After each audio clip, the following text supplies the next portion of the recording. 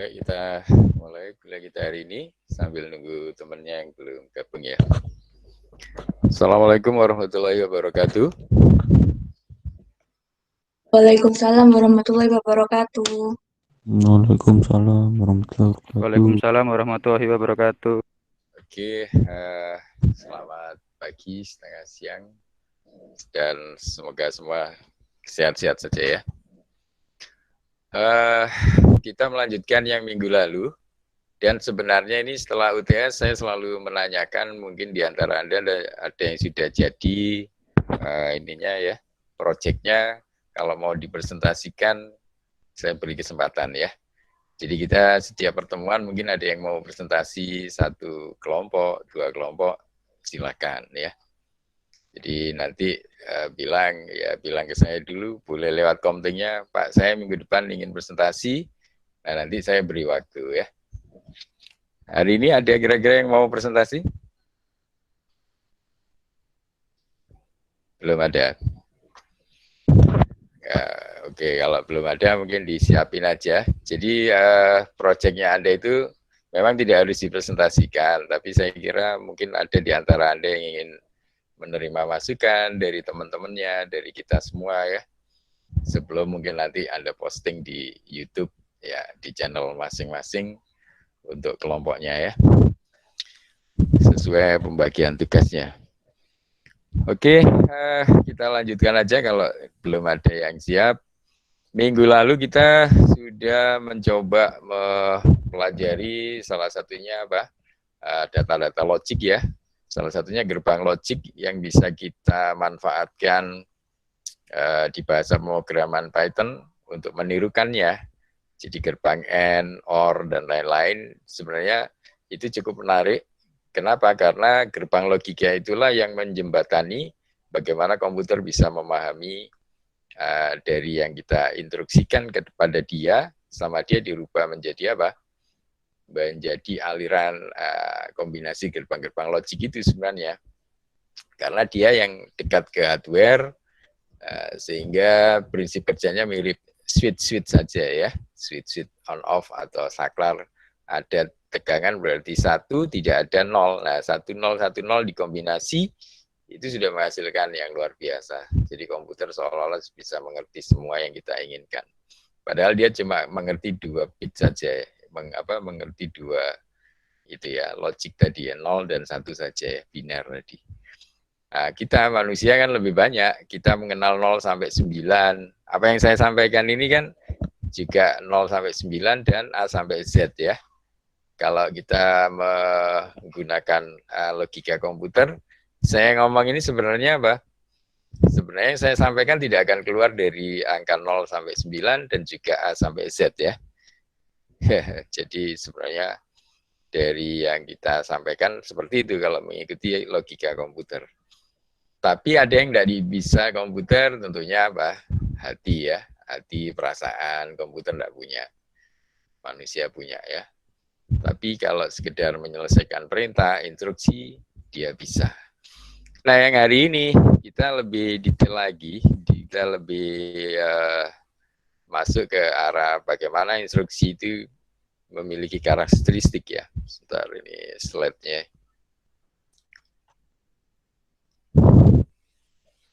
Nanti mungkin kita sambil tadi sudah saya kirim ke grup Anda masing-masing, itu boleh dicek-cek dulu. Beberapa alamat yang mungkin bisa Anda download dulu ya. Nah jadi sebenarnya ini topik kita yang hari ini kan set atau sekumpulan instruksi ya. Di dalamnya nanti kita akan lihat bagaimana karakteristik dari masing-masing instruksi dan mungkin tidak bisa dilepaskan dari fungsi-fungsi ya. Yang pada dasarnya kita bekerja nanti pada saat Anda membangun sebuah perintah, sekumpulan perintah ya, dibuat dalam bentuk fungsi ya, dengan karakteristik atau spesifik dari tujuan Anda masing-masing. Sehingga komputer bisa melaksanakan sesuai yang kita inginkan. Ada istilah ini ya, karakteristiknya seperti apa? Jadi operasi dari prosesor ya, itu ditentukan dari beberapa instruksi yang akan kita eksekusi ya. Nah, ini mengacu kepada apa? Mengacu kepada mesin instructions atau instruksi mesin atau computer instructions. Nah, jadi nggak akan keluar dari sini protokol ya, mirip protokol atau apa ya? Ya langkah-langkah yang harus dia buat atau dia lakukan mengikuti sesuai instruksi mesin ini ya, atau instruksi komputer. Nah, di sini collection dari beberapa instruksi yang berbeda dari profesor dapat dieksekusi mengacu kepada prosesor instruction set. Nah, dari spesifik ke prosesornya sekarang. Kalau sebelumnya kan secara umum mesin atau komputernya. Nah, tapi secara khusus sebenarnya nanti kaitannya dengan prosesornya. Instruksi set ke prosesor. Karena prosesor itu sebenarnya di dalamnya juga ada ALU dan sebagainya. Each instruction must contain the information required by processor for execution. Nah, setiap instruksi itu harus apa? Harus terdiri dari informasi yang dibutuhkan oleh apa? Oleh prosesor untuk mengeksekusi. Ya, jadi dia untuk melakukan proses eksekusi itu harus ada informasi di dalamnya ya. Ya, itu yang ada di instruction atau instruksi. Nah, untuk elemen-elemen dari instruksi mesin ada istilah operation code, opcode, specifies the operation to be performed. Nah, ini biasanya dalam bentuk biner ya, by binary code, known as operation code atau opcode. Ini yang pertama, ada 4 ya elemennya. Yang kedua, source operand reference may involve one or more source operand. Itu berarti operatornya, operand yang bisa operand that are input for the operation. Bagaimana mengoperasikan input ya. Jadi selain codingnya, jadi binary kode biner ya, selain kode binernya adalah operand source-nya ya, reference source operand reference ya, referensi operand source. Kemudian result operand reference, the operation must produce result, jadi harus ada hasilnya. Jadi menggunakan binary code dengan menggunakan operand-operand tadi nanti akan menghasilkan result. Nah, result pun ini akan sesuai dengan reference ya, result operand reference-nya ya. Ini operation my product result. Next is instruction reference. This tell the processor where to fetch the next instruction after the execution of this instruction is complete. Nah, ini akan memberitahu prosesor setelah melakukan ini, menyelesaikan satu instruksi, nah dia siap menerima instruksi lanjutannya ya. Nah, jadi ini kira-kira elemen-elemen dari instruksi ke mesin ya. Nah, kira-kira kalau dibuat siklusnya seperti ini yang tadi, dari instruction address calculation, instruction fetch, instruction operation decodingnya, operand address calculation-nya, fetch, dan seterusnya ya. Dari sini kalau sudah komplit, siap untuk next instruction. Atau mungkin proses selanjutnya setelah melalui operand ini, dia return for string or vector data untuk dilakukan calculation lagi di sini ya. Nah, kira-kira ini salah satu contoh. Nah, nanti mungkin makanya tadi sudah saya kirim ke grup, nanti ada beberapa ya untuk memudahkan mempelajari instruksi ini, nanti lanjutannya di sini ya. Source and result operand can be in one atau dari 4 areas ini ya.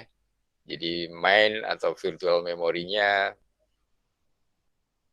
the main virtual memory address must be supplied ya. Jadi di memori, di alamat memori mana kita bekerja. Kemudian mungkin akan melibatkan I/O device juga ya. Instruksi must be fed I/O, Anda ketikkan lewat keyboard dan sebagainya ya, Anda tampilkan di monitor. Prosesor register juga ya, jadi pada alamat-alamat prosesor di mana ya, prosesor contain one or more register. Jadi prosesor kan memiliki satu atau lebih dari register that may be referenced by machine instruction, yang direferensikan instruksi mesin oleh instruksi mesin ya. Jadi prosesor memiliki satu atau lebih register.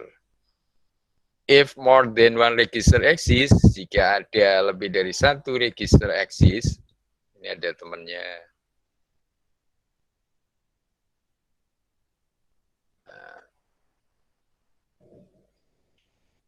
Jika ada lebih dari satu register ada, is assigned a unique name dengan unique namanya yang unik or number atau angka, and the instruction must contain the number of desired register ya.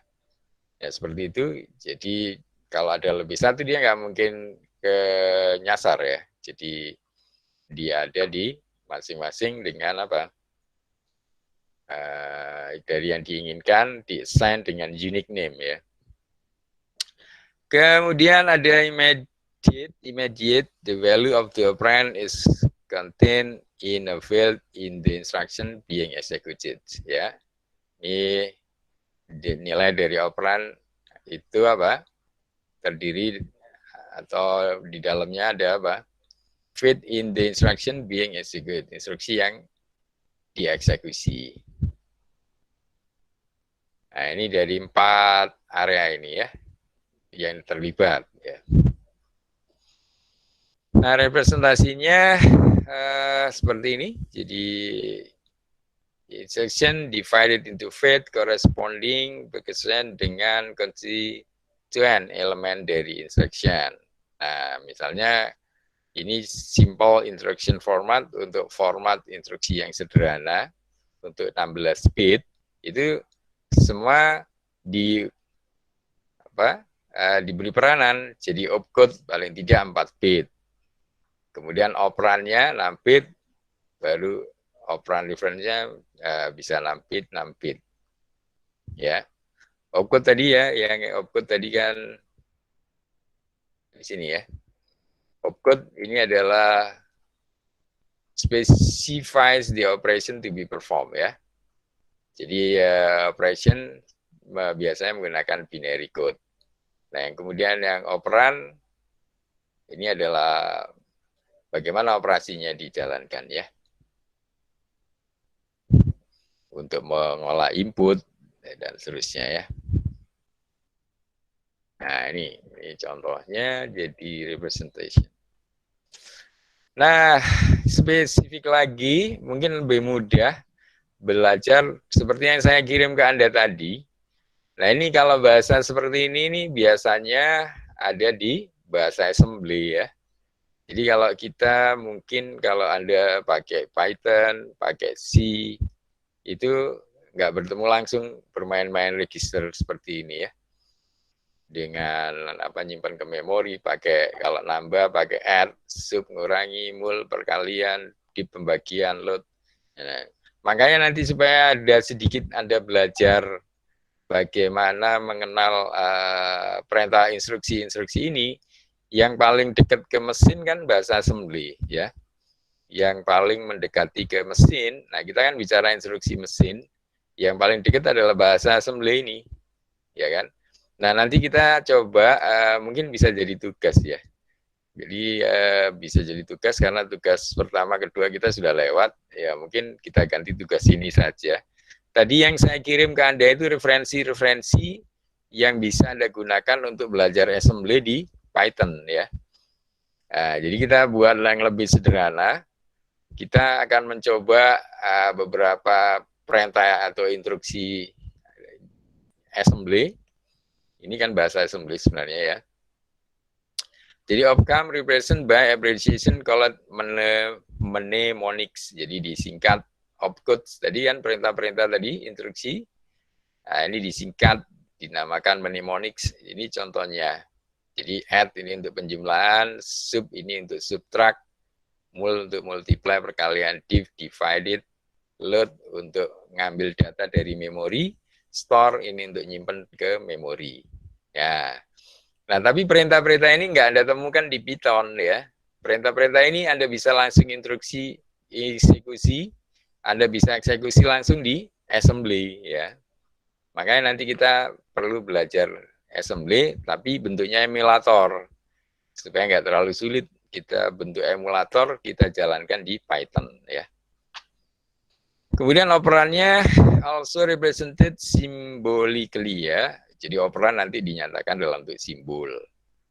Each symbolic opcode has fixed binary representation. Masing-masing dari opcode simbol itu memiliki apa?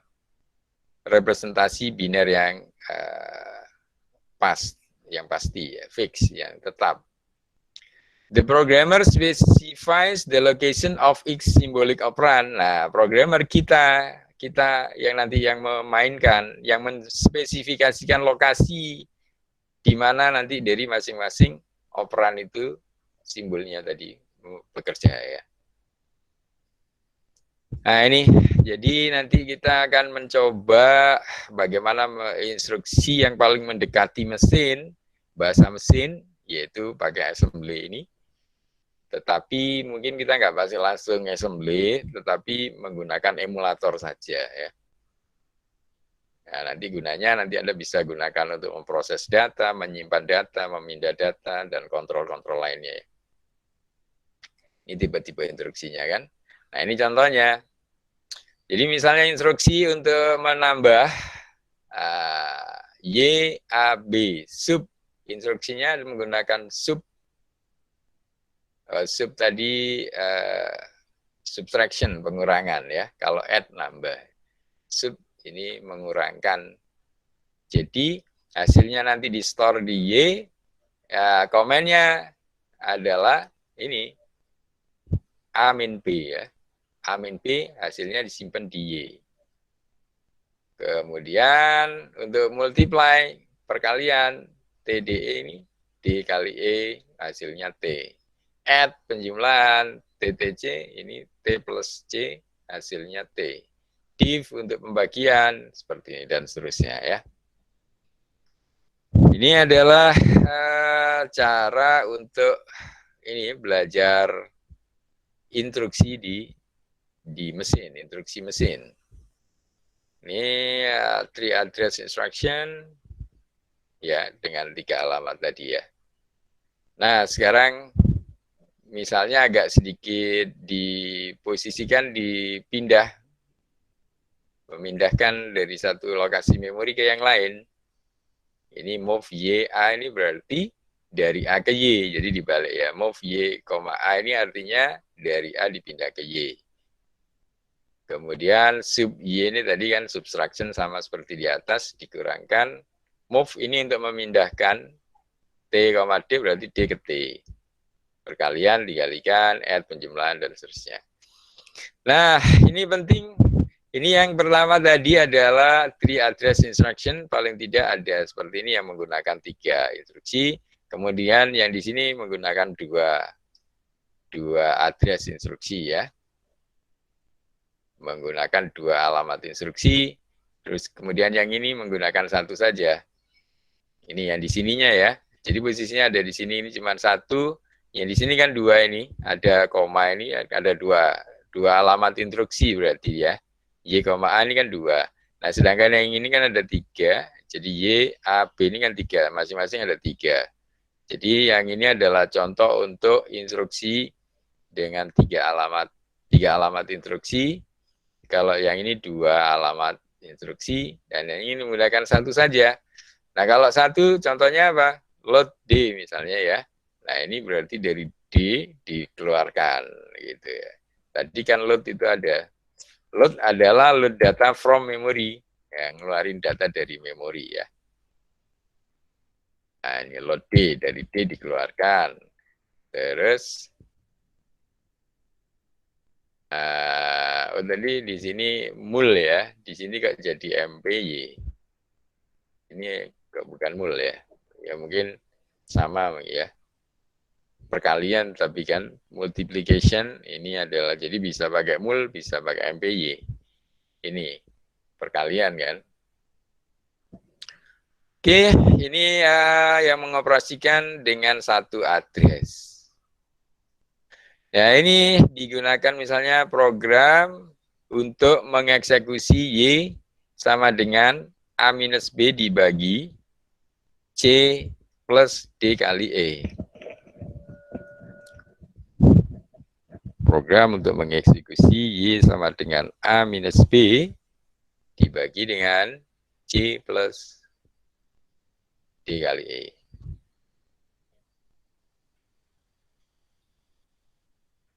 Ini ya.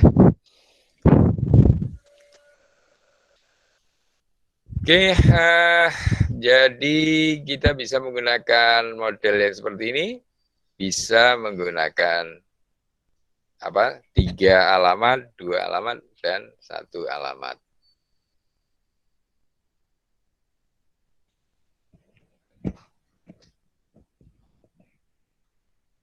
Seperti itu. Nah, ini mungkin kita saatnya bagaimana mencoba instruksi ini ya. Tapi kalau langsung di assembly, itu nanti kita kesulitan. Nah, maksud saya suruh, ya ini bisa buat tugas ya, kita pelajari bareng-bareng.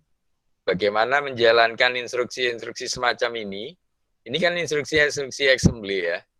Bisa jalan di Python atau di Jupyter Notebook. Ya, makanya tadi saya cari-cari ketemu. Tadi pagi saya cari-cari ketemu.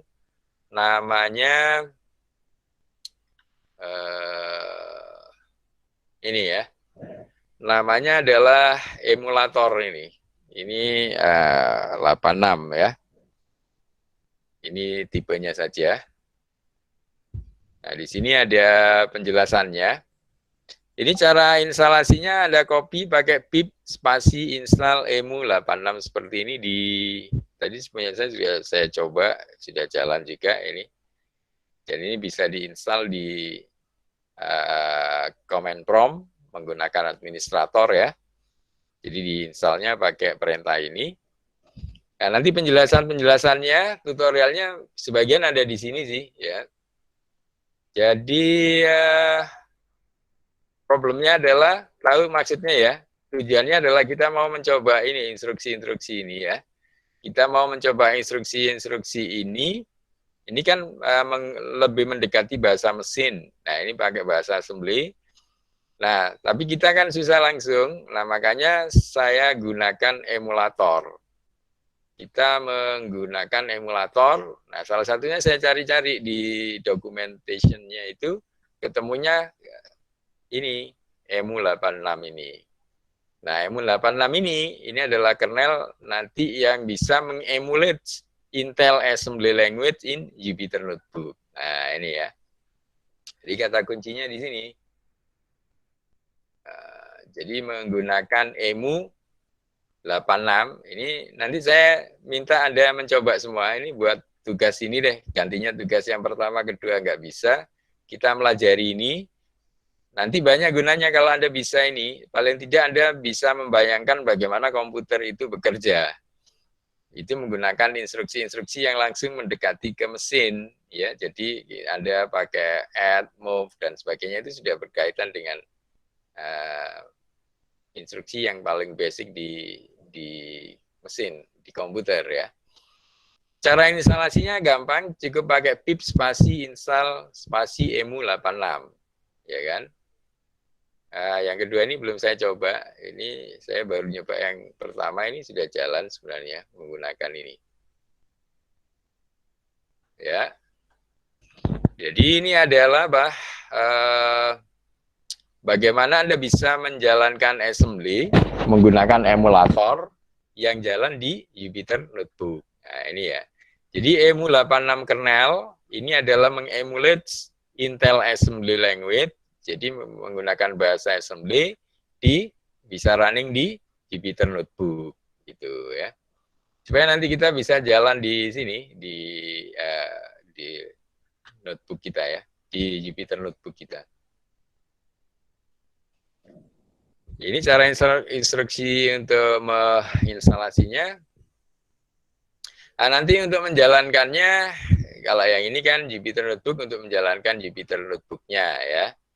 Nah, after Jupyter Notebook launch in browser, click the new drop down on upper right and then click on Intel. Jadi setelah Jupyter Notebook-nya jalan, klik new drop down on the upper right, click on Intel. Jadi kita di sini ya. Ini kan posisi kita di sini. Nah, di sini ada new. Intelnya mana? Tadi mungkin masih belum pas. Jupyter Notebook launching browser, klik the new drop down on the upper right, ya kan sebelah kanan atas, dan klik Intel. Oh, ini mungkin punya saya karena belum diinstal ya. Karena belum diinstal jadi belum muncul Intelnya.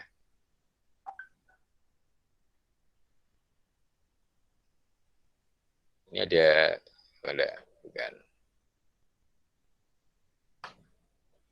Oke, jadi nanti kita bareng-bareng aja. Jadi Anda coba install dan Anda pelajari.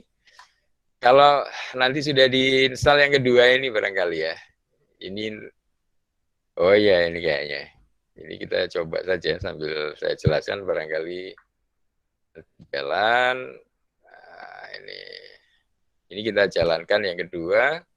Sambil kita baca panduannya. Ini ya, nanti akan jalan new di drop down tadi, kemudian klik Intel.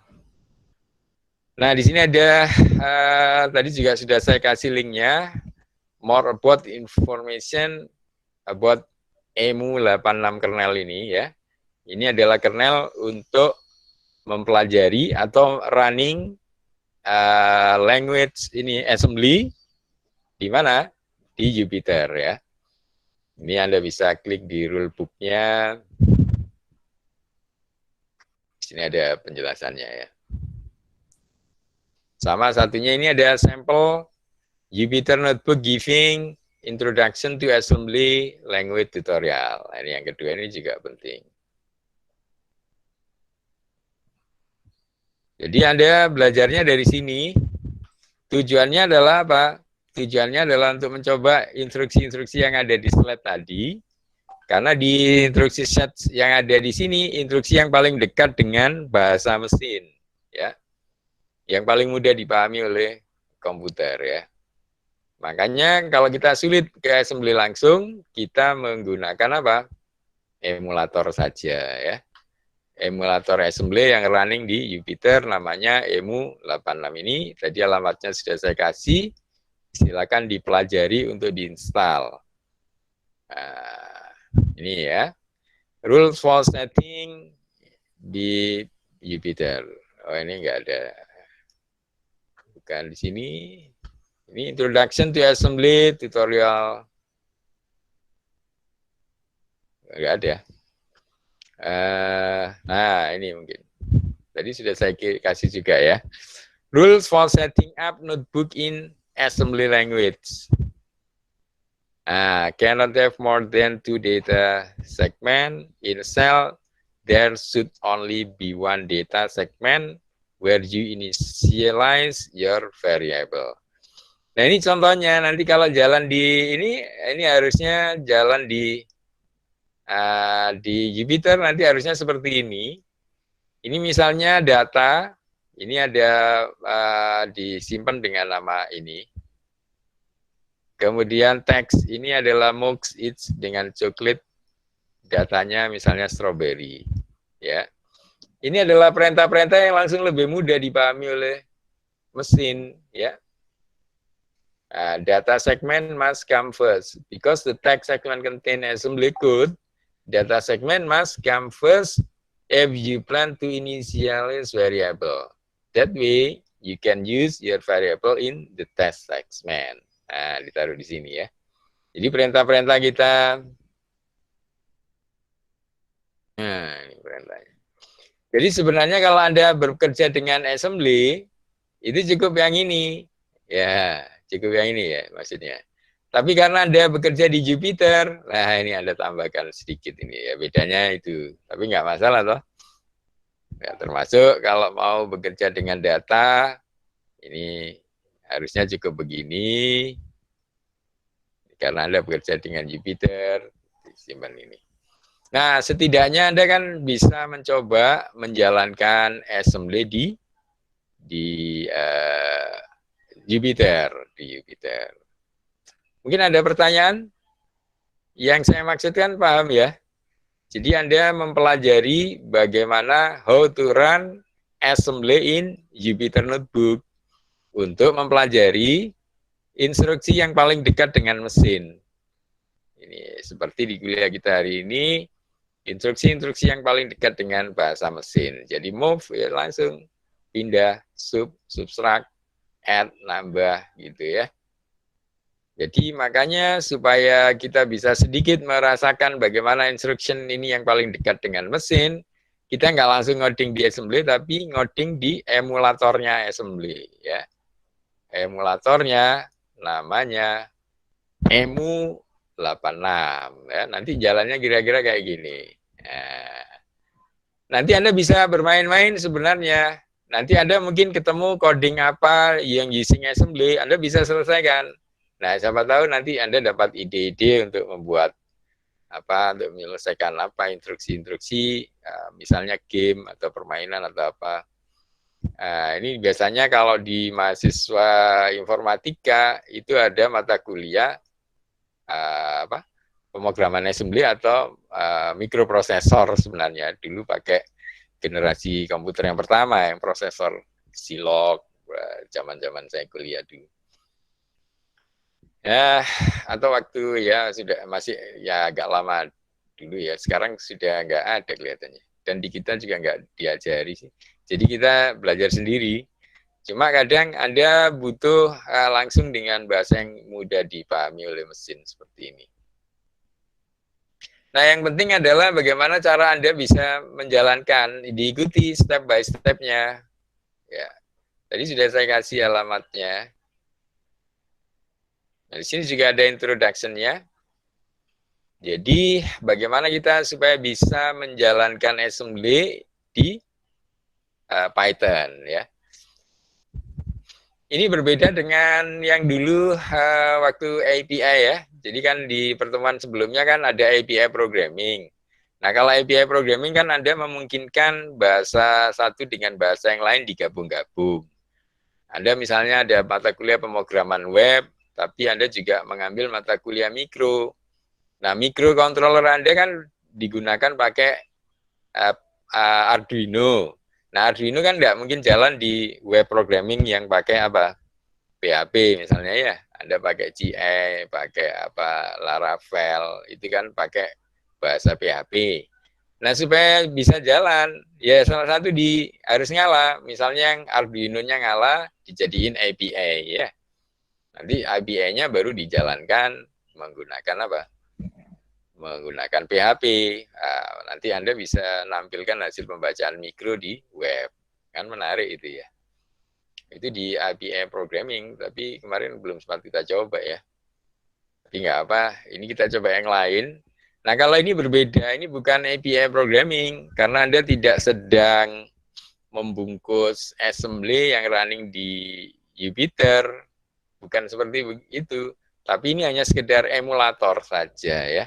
Anda seolah-olah tetap jalankan assembly-nya, tapi assembly Anda jalan di Jupyter gitu. Jadi Anda seperti ngoding assembly kan. Ngoding assembly ada data movement, arithmetic, control flow, ini bisa jalan semua. Tapi Anda jalankannya di Jupyter. Nah, ini kan menariknya. Ini Anda jalankan di Jupyter, tapi ngodingnya assembly. Ini karena Anda supaya mencoba di ini instruction tadi. Kira-kira sampai di sini ada yang belum jelas ya? Ada kira-kira yang belum jelas, boleh tanya ya. Kenapa tadi saya kasih link-link ini? Ini karena Anda supaya bisa mencoba how to run assembly in Jupyter Notebook. Nah, ini sekalian buat gantinya tugas-tugas yang kemarin. Anda boleh mencoba, nanti tunjukin saja di scripting, di snap codingnya kalau sudah jalan. Pak, saya sudah jalan, tunjukin di grup. Nah, berarti Anda sudah menyelesaikan tugas. Simple saja. Jadi Anda coba jalanin assembly di Jupyter. Ini tadi saya link-linknya sudah saya kasih semua ya. Nah ini gunanya, jadi kalau Anda bisa assembly ini banyak, karena ini bahasa yang paling dimahami oleh mesin ya. Let's learn some assembly language. Nah, we are going to learn how some instruction work. Nah, ini kita coba belajar beberapa instruksi. Ya, the different type of instruction in assembly. Ini di instruksi, tipe-tipe instruksi di assembly ada macam-macam, yaitu misalnya untuk urusan data movement, untuk urusan aritmetiknya, termasuk untuk kontrol flow alirannya ya. Nah, misalnya kita coba untuk yang data movement. Nah, ini ya.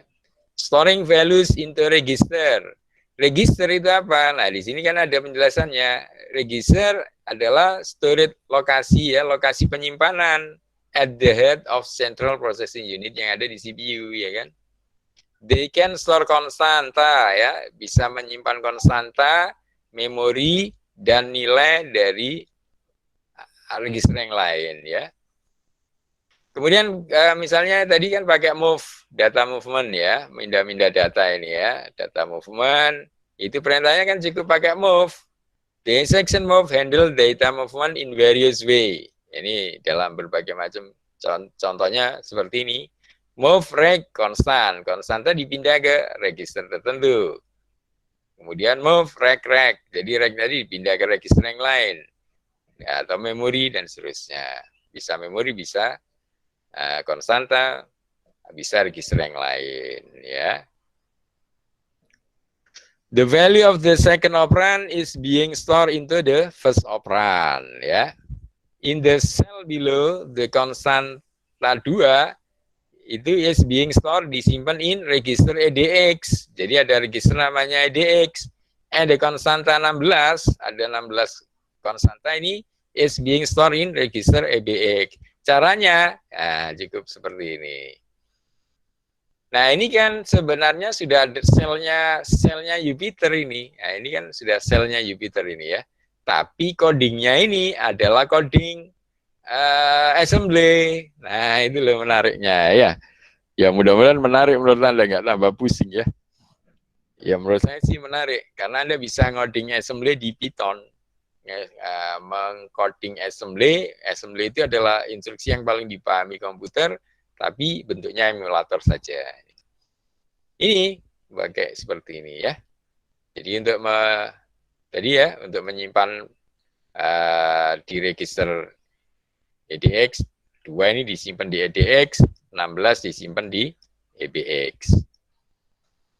Change, perubahannya gimana? Register EBX, register value-nya ini, nah memory location sama memory value-nya belum ada. Nah, dan seterusnya Anda bisa ikuti instruksi di sini.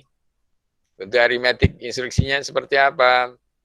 Ya, kan banyak instruksi-instruksi yang melibatkan satu atau dua operan ya. Misalnya untuk proses decrement, in a register by 1 dikurangi 1 ya, pakai instruksi ini. Dan seterusnya untuk increment ditambahin, nambah-nambah terus 1, pakai perintah ini ya. Dan seterusnya. Ini contoh-contoh instruksi di assembly, contoh-contohnya. Ini maksud saya yang coba Anda pelajari dalam waktu seminggu ini. Bisa nggak Anda jalankan perintah-perintah assembly seperti ini?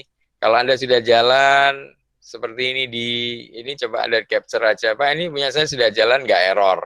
Apa buktinya tidak error? Ya ini, keluar angkanya ini. Kalau udah keluar angka ini kan berarti sudah running ini, coding ini. Nah, padahal coding ini adalah coding assembly, tapi running di Jupyter. Gitu ya. Bukan running di Python, tapi running di Jupyter. Ya. Running di Jupyter Notebook. Kalau kita kan biasanya Jupyter itu sudah ini dengan Python ya. Kita nggak perlu melakukan apa-apa, dia sudah menyatu dengan Python. Jadi Python otomatis running di Jupyter ya. Nah, sekarang gimana supaya assembly ini juga bisa running di Jupyter? Nah, Anda bisa menggunakan emulator 86 tadi. Termasuk bikin function ya, bikin function juga bisa dan seterusnya. Ini kan menarik ini, bikin control flow dan seterusnya, bikin jumping label. Ya ini Anda baca-baca dulu deh. Ini kan tadi sudah saya kirim ke grup. Nah mungkin kira-kira sudah jelas enggak yang saya maksud? Mungkin ada yang mau ditanyakan.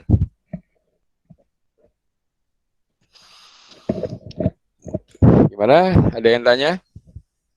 Mungkin pertanyaannya ngapain Pak susah-susah? Ngapain susah-susah belajar assembly di Jupyter ya? Ya ini supaya Anda bisa merasakan paling tidak bahasa atau instruksi yang paling dekat dengan komputer ya. Seperti di sini ya. Jadi di slide tadi kan sudah ada, dan ini kalau mau Anda mencoba belajar itu Anda bisa ngikuti yang tadi ya, sampai ini bisa jalan kalau bisa jalan seperti ini, wah ini sudah luar biasa, saya anggap Anda cukup bagus. Nah, nanti Anda mungkin kalau ini tidak puas, Anda bisa cari, karena instruksi-instruksi apapun kan bisa jalan di sini, selama ngikuti kaidah ini tadi. Jadi ada data movement, ada arithmetic, ada control flow yang ngikutin instruction di assembly. Nah, itu Anda bisa nyari banyak coding yang menarik. Misalnya ada nanti untuk mata kuliah kecerdasan buatan, ada kuliah kecerdasan buatan, saya minta Anda pakai Python, Anda nggak mau, nggak apa-apa. Apa alasannya? Ini saya sudah bisa pakai assembly, Pak. Wah, Anda bisa menyelesaikan deep learning, artificial intelligence yang lain, neural, fuzzy, ya, dan lain-lain. Kan banyak mungkin di internet yang menggunakan assembly ya. Anda running di emulator juga nggak apa-apa. Tunjukin ke dosennya, oh memang bisa menyelesaikan problem, ya nggak apa-apa. Jadi intinya ini. Mungkin contoh-contoh yang lain juga cukup banyak yang menarik di assembly. Dan mungkin nggak semua mahasiswa bisa ini ya, kecuali mahasiswa informatika yang dapat mata kuliah assembly, saya kira. Nah, termasuk ada proses interrupt dan seterusnya ya, perkalian dan sebagainya ya. Oke, saya kira seperti itu. Kira-kira ada kesulitan apa tidak? Dicoba dulu ya. Tadi sudah saya kasih linknya untuk download kernelnya ini ada penjelasannya, cara installnya supaya running di Jupyter ya. Ini saya tadi masih belum saya selesaikan, saya juga masih baca-baca caranya. Ini ya. Saya kira ini kalau sudah berhasil, wah, cukup menarik. Anda bisa nge-run instruction assembly di Jupyter ya. Ini tadi codingnya ada di yang ini. Jadi kan sudah saya kasih juga linknya. Anda tinggal download. Di sini kalau Anda download ini, Anda jalankan, ini sudah ada apa namanya? Sudah ada contoh-contohnya ya. Sama ini lengkap sebenarnya, sama documentation-nya, sama cara menggunakannya ya. Sini. Kemudian tutorialnya dalam bentuk YouTube juga ada. Tutorial YouTube-nya kan ini tinggal Anda link. Ini yang tadi sudah saya kasih juga ya. Sama nggak dengan ini? Kalau beda, Anda cari yang lebih mudah.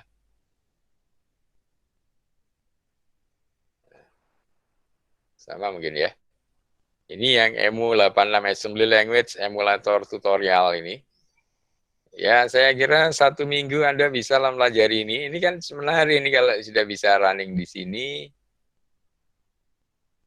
Nah, ini yang beda apa enggak?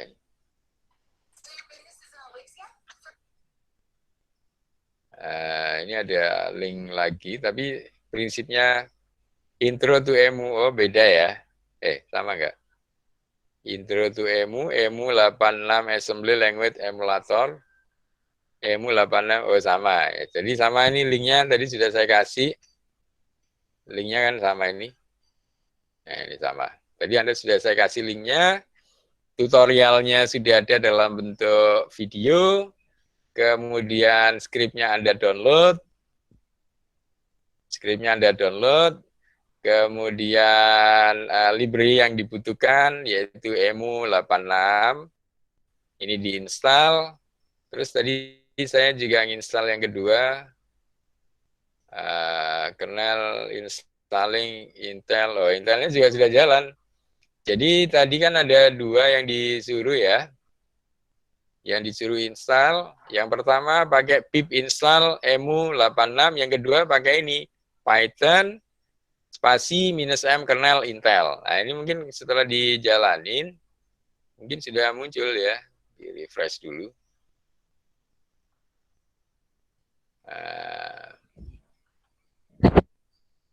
Kelihatannya nggak terlalu sulit, tinggal nanti Anda coba beberapa instruksi-instruksi di apa?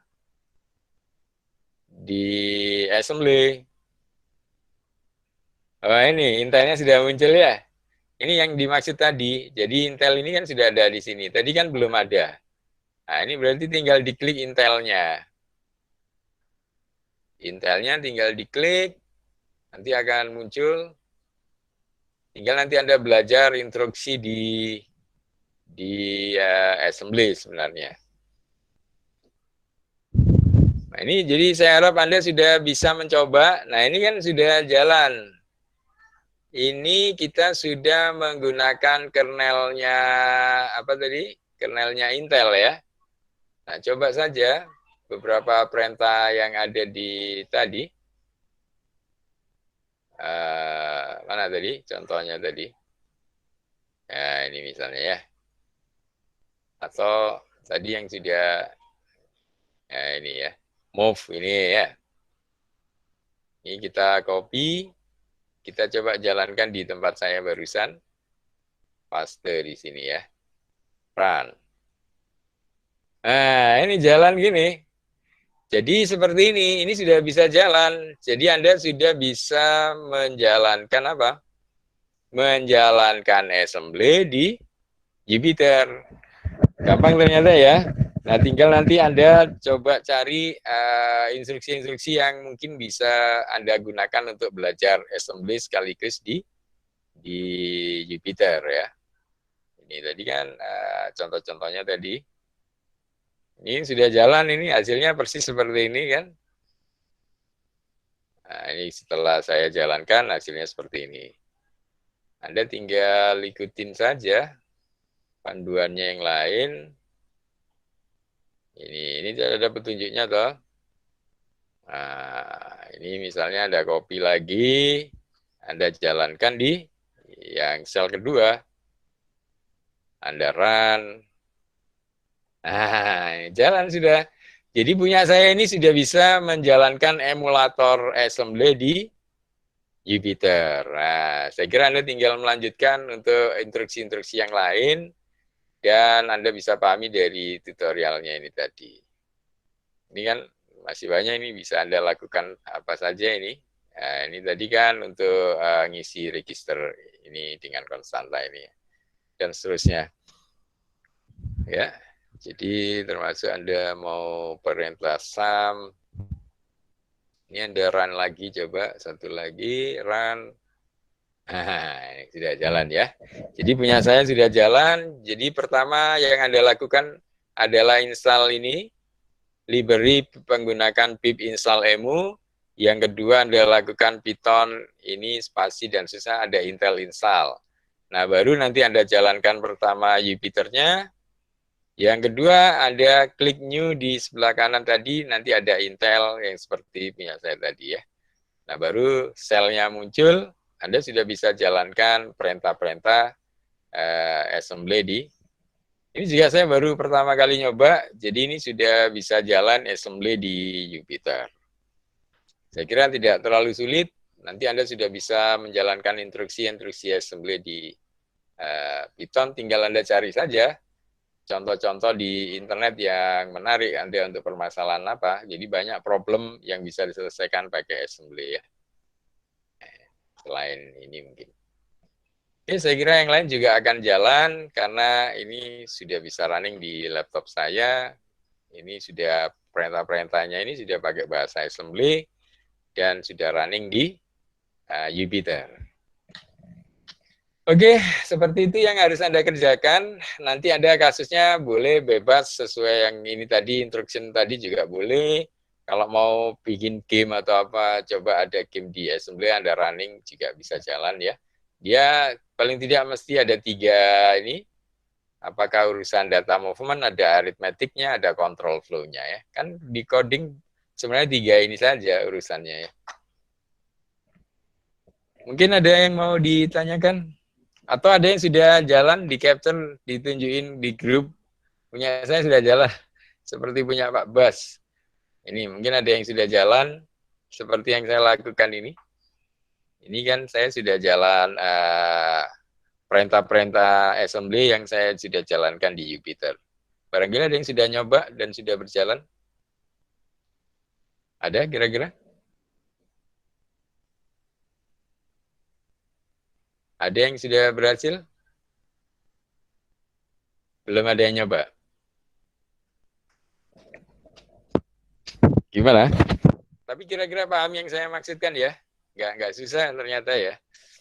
Ternyata tidak susah, Anda cukup pakai yang alamat ini, Anda ikuti instruksinya, dan Anda sudah bisa. Yang pi.org tadi sudah saya kirim, mana yang ada pi-nya ini, yang ada pi-nya ini. pi.org-nya ya. Saya kira seperti itu untuk hari ini. Jadi Anda coba dulu bereksperimen bagaimana how to run assembly language in Jupyter Notebook. Saya kira itu banyak sekali nanti manfaatnya. Misalnya Anda nanti mau bereksperimen, misalnya ya, saya kasih contoh yang lain, nanti banyak mungkin contoh-contoh coding program di internet yang diselesaikan menggunakan ini. Misalnya Anda mau menyelesaikan pakai fuzzy ya, fuzzy programming, nah, mungkin dipakai Jupyter juga ada, tapi using assembly. Wah, Anda sudah bisa nyoba assembly sekarang ya. Meskipun apa? Assembly-nya pakai emulator. Nah, ini ada nih ya. Jadi ada nih programming fuzzy logic in assembly. Wah, nanti ada lagi deep learning using assembly. Dan lain-lain, encolony, dan macam-macam. Saya kira akan banyak sekali. Dan mungkin dengan Anda kerjakan pakai assembly, saya kira akan sedikit akan replikasi ya. Jadi karena sedikit yang ngerjakan pakai assembly. Jadi kalau Anda kerjain, ya akan lebih aman ya. Cuma meskipun pakai emulator. Begitu, jadi akan banyak sekali nanti manfaatnya kalau Anda bisa meskipun pakai emulator. Ini juga barusan memberi ide saya juga, nanti mungkin untuk paper-paper saya sendiri. Saya kira saya juga bisa mengerjakan beberapa paper saya, akan saya coba mungkin bisa menggunakan pakai assembly yang saya running di emulator seperti ini. Saya kira menarik juga ya. Jadi saya kira ini akan menambah wawasan Anda. Selain Anda pakai Python, Anda juga bisa pakai assembly. Karena assembly ini sangat dekat dengan mesin, jadi dia aras bawah yang mendekati ke bahasa mesin. Kalau C itu biasanya disebut aras menengah ya. Kalau lebih tinggi lagi ke atas kan aras yang mendekati kita. Oke, ada yang mau ditanyakan? Kira-kira bisa nggak ya? Kok diem aja ya?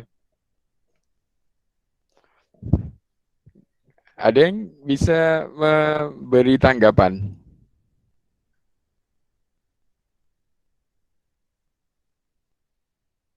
Nggak ada? Ya sudah, kalau nggak ada, Anda coba dulu ya.